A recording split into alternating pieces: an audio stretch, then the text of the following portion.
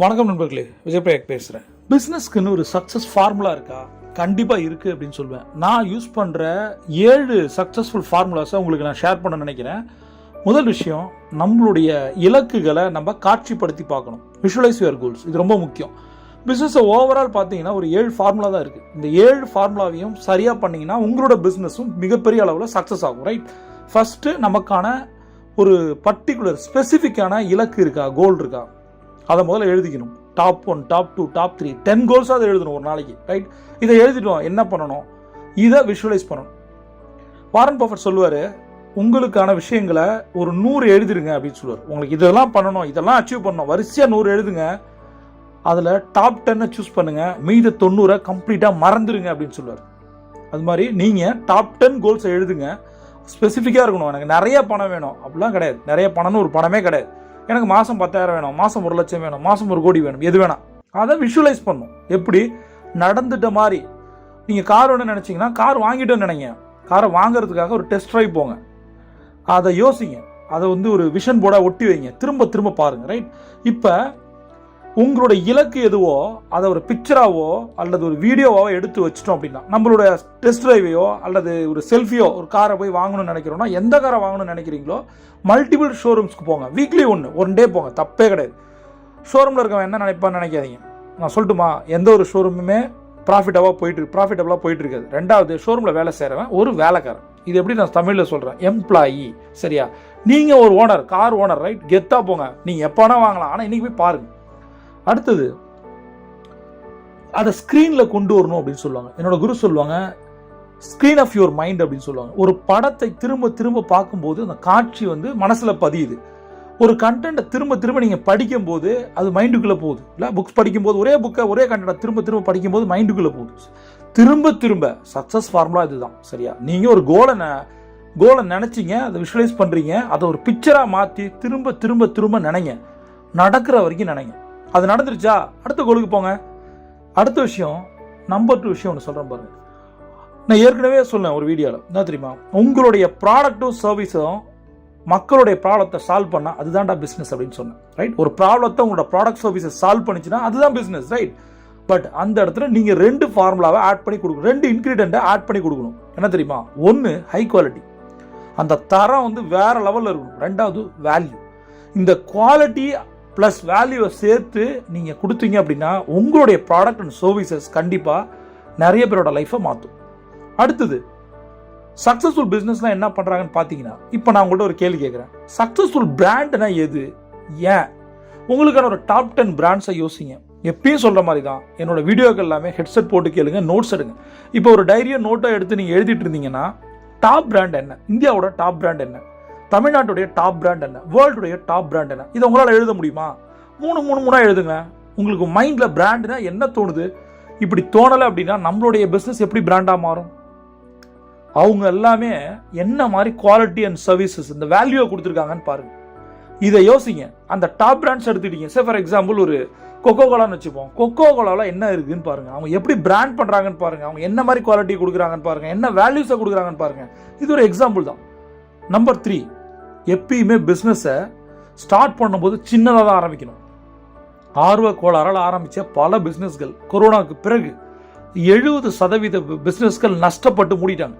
ஒரு பெரிய ஹோட்டலாக இருக்கும், நம்ம ஒரு நாள் போய் காஃபி குடிச்சிட்டு வந்திருப்போம், 3 மாதம் கழிச்சு போனால் அங்கே அந்த ஹோட்டலே இருக்காது. எவ்வளோ செலவு, எத்தனை பேரோட லைஃப் இருக்குது ஒரு பிஸ்னஸில். அதனால் ஸ்டார்ட் பண்ணுறதை சிம்பிளாக ஸ்டார்ட் பண்ணுங்கள். குட்டியாக ஸ்டார்ட் பண்ணுங்கள். லேர்ன் பண்ணுங்கள். நிறைய பேர் ஆரம்பிக்கிறாங்க, எப்படி பிஸ்னஸை நடத்துறதுன்னு தெரியல. சரியா? பிஸ்னஸ் லேர்ன் பண்ணுங்க. ஒவ்வொரு நாளும் ஒவ்வொரு கஸ்டமர் ஃபீட்பேக், உங்களுடைய மென்டாரோட ஃபீட்பேக், உங்களோட காம்படிட்டர்ஸ் நிறைய பேர்கிட்ட போய் பேசுங்க.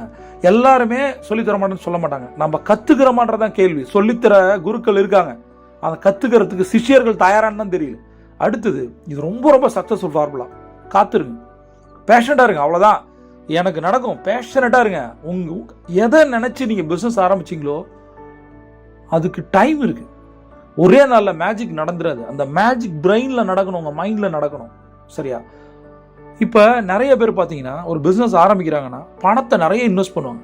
பட் நான் என்ன சொல்கிறேன்னா, பணத்தை 20%, 80% ஒரு விஷயத்தை இன்வெஸ்ட் பண்ணுங்க. அது என்ன இருக்குன்னு நினைக்கிறீங்க? பணமே 20% எப்படின்னா 80% இதுதான். என்ன தெரியுமா? டைம். உங்களுடைய டைமு, நாலேஜு, ஸ்கில் செட்டு, உங்களோட எனர்ஜி, இது 4 தான் 80% இருக்கணும். எதை பற்றியும் கவலைப்படாதீங்க. எல்லா பிஸ்னஸும் ஜீரோல தான் ஆரம்பித்தாங்க. இன்னைக்கு கோலோச்சுற எல்லா ஃபார்ச்சூன் 100 கம்பெனிஸ் எல்லாமே சின்னதாக ஆரம்பித்தாங்க. சரியா? நான் வந்து கார்பரேட்டில் வேலை செய்யும் போது இவனோட பாஸ் வருவாருன்னு சொல்லுவாங்க. எல்லாரும் வந்து அன்னைக்கு வேற மாதிரி இருக்கும், ஒரே பரபரப்பாக இருப்போம். ஏர்போர்ட் வந்துட்டாரு, இறங்கிட்டாரு, கிளம்பிட்டாரு, ஒரு லிஃப்ட்டை ஆஃப் பண்ணி வச்சிருவோம். அந்த லிஃப்ட் பக்கத்தில் வேற அன்னைக்கு தான் டையை நான் ஒழுங்காக கட்டுவேன். சரியா? அந்த மாதிரி இருக்கும். எல்லாமே பர்ஃபெக்டாக இருக்கும், அவ்வளோ க்ளீனாக இருக்கும். ஆஃபீஸு, பார்க்கிங் எல்லாமே பக்கா. அந்த மனுஷனுக்கு வயசு 81. அவர் எங்கள்கிட்ட பேச வர்றாரு. நாங்கள் வந்து ஒரு தேனாம்பேட்டை, சென்னை தேனாம்பேட்டில் ஒரு பிரான்ச்சில் பேச வர்றேன். அப்போ வந்து நான் அவரை பார்க்குறேன். எனக்கு எப்படி தெரியுமா, எனக்கு வந்து என்னுடைய ஹீரோக்கள் எல்லாமே பிஸ்னஸ் மேன் தான். அவங்கள ரசிப்பேன், கொண்டாடுவேன் மனசுக்குள்ளே. எனக்கு நிறைய செலிபிரிட்டிஸோடு நான் ட்ராவல் பண்ணியிருக்கேன் ஃப்ளைட்டில். பட் யார்ட்டையுமே நான் ஆட்டோகிராஃபோ இல்லை ஃபோட்டோவே எடுத்துக்கிட்டது இல்லை. என்னுடைய செலிபிரிட்டிஸ் எல்லாமே பிஸ்னஸ் பீப்புள், ரைட்? என்னோட கனவு நாயகன் யாராக இருக்கலாம் அப்படின்னா, என்ன பண்ணி வந்தாலும் சரி, ஒரு அதானியோ அம்பானியோ தான் இருக்க முடியும். இந்தியாவில் இருக்க எல்லாருக்கும் அப்படி தான். ஒருவேளை நீங்கள் திரைத்துறையிலையோ மீடியாவில் ஏதாவது ஒன்றில் இருந்தீங்கன்னா உங்களுக்கு சினிமாக்காரங்களை பிடிக்கலாம், பொலிட்டிஷியனை பிடிக்கலாம், ஸ்போர்ட்ஸ் பர்சனாலிட்டி பிடிக்கலாம். நான் ஒரு டிப்பிக்கல் பிஸ்னஸ் கை, பிஸ்னஸ் ஸ்டூடெண்ட். நான் கற்றுக்க தயாராக இருக்கேன். அதில் யாராவது ஒருத்தவங்க என் பக்கத்தில் உட்காந்துட்டாங்கன்னா, ஒரு தடவை நான் ஒரு பெரிய நான் தெரிஞ்சுக்க விரும்புகிறேன். பக்கத்தில் உட்காந்து ஏதாவது ஒன்று கேட்பேன். அவங்களுக்கு சொல்ல மூடு இருந்தால் சொல்ல போகிறாங்க, இல்லை கார்டை நான் கொடுப்பேன். அவங்க கார்டு வாங்கி நான் என் பர்ஸில் வைக்கிறதே பெருமையாக நினைக்கிறேன். ஒரு தொழிலதிபரோட கார்டு என்கிட்ட ஆல்மோஸ்ட் ஒரு இந்தியாவில் இருக்கிற டாப் பணக்காரங்க கார்டு ஒரு 50 கார்டு இருக்கும். அதுதான் என்னோட சொத்து, என்னோட பொக்கிஷம். அவ்வளோ கண்டென்ட் இருக்குது இதில். சரி, அந்த கார்டு சொல்லாமல் சொல்லும். நான் கேட்குறேன், இப்போ உங்களோட பர்ஸில் உங்களோட வீட்டில் எத்தனை செலிபிரிட்டி, பிஸ்னஸ் செலிபிரிட்டியோடைய பிஸ்னஸ் கார்டு இருக்குது? அங்கே நிற்கிறீங்க, அங்கே ஜெயிக்கிறீங்க. நீங்கள் அதை அதிகப்படுத்தாமல் எப்படி உங்களுக்கு பிஸ்னஸ் வரும்? அதனால் பிஸ்னஸை கற்றுக்குங்க, லேர்ன் பண்ணுங்க, அவ்வளோதான். 81 வயசு ஃபவுண்டர் வராரு, மனசுக்குள்ள அவ்வளோ எக்ஸைட்மெண்ட். அவரோட கைகளில் மைக்கை கொடுக்குறாங்க, அவர் உட்காந்து பேசுகிறாரு. அந்த மைக்கை அவரால் பிடிக்க முடியல, கைகள் அப்படியே அப்படி ஆடுது, தொடங்குது. பட் அவர் பேசின ஸ்பீச் அமேசிங். எக்ஸ்பீரியன்ஸ், எத்தனை எக்ஸ்பீரியன்ஸ் பிஸ்னஸ் பீப்புளோட நீங்கள் ட்ராவல் பண்ணுறீங்களோ, நிறைய அசோசியேஷன்ஸ் இருக்குது, கிளப்ஸ் இருக்குது, பிஎன்ஐ மாதிரி இருக்குது. அங்கே போய் ஜாயின் பண்ணுங்கள். யார் பணக்காரனோ, யார் பிஸ்னஸ் மேனோ, அவங்க கூட ஒரு கான்டாக்டை கிரியேட் பண்ணுங்கள். நான் ஏற்கனவே சொல்லியிருக்கேன், C3 = சக்ஸஸ் அப்படின்னு சொல்கிறேன். C3 = business success, confidence, communication, contacts.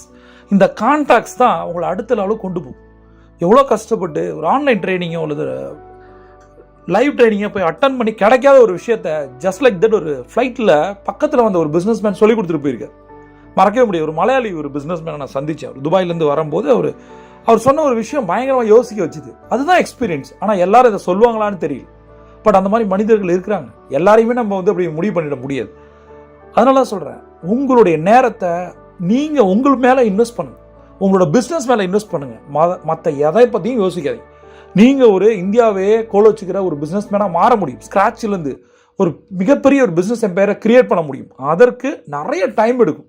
அந்த டைம் எடுக்கும்போது அந்த டைமை உங்களோட க்ரோத்துக்கு யூஸ் பண்ணுங்கள். நாலேஜோ ஸ்கில் செட்டையோ டெவலப் பண்ணுறதுக்கு. பிஸ்னஸ்க்கு என்ன தேவை? கம்யூனிகேஷனாக அதை டெவலப் பண்ணுங்கள். பர்சனாலிட்டியை டெவலப் பண்ணுங்கள். உங்கள் துறை சார்ந்த விஷயங்களை படிங்க. நிறைய ஆன்லைன் கோர்சஸ், புக்ஸ் இருக்குது. டைமை வேஸ்ட் பண்ணாதீங்க.